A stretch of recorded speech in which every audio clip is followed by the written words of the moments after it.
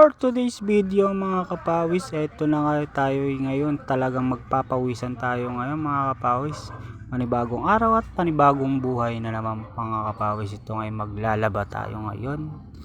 At sigurado pagpapawisan tayo ngayon araw na to.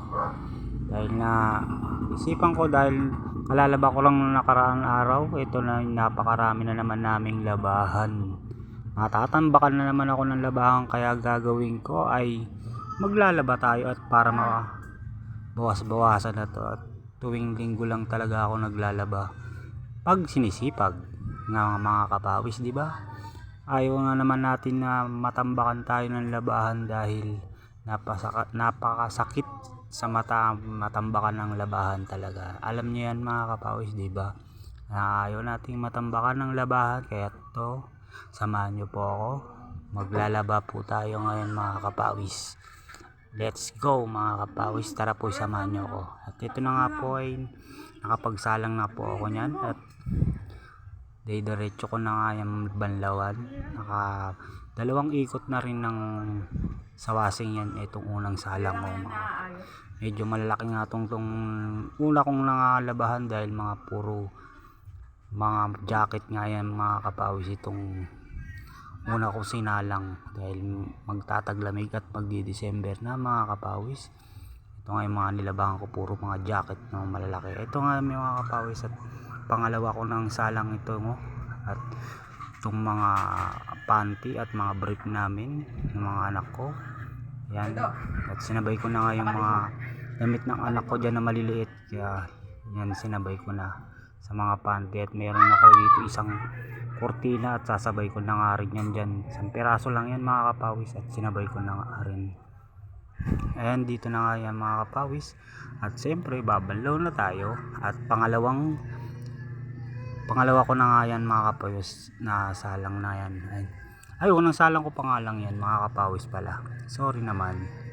Dito na binabanlawan na nga natin dyan mga kapawis para makapagsampay-sampay na rin tayo. At ito, sinalang na rin natin dyan para matuyo na nga dyan sa ating dryer. The-dryer na muna natin yan mga kapawis. At para makatapos tayo ng ating labahan. Medyo nagugutom na rin ako ng oras na yan mga kapawis. Siyempre, kailangan natin makatapos agad-agad.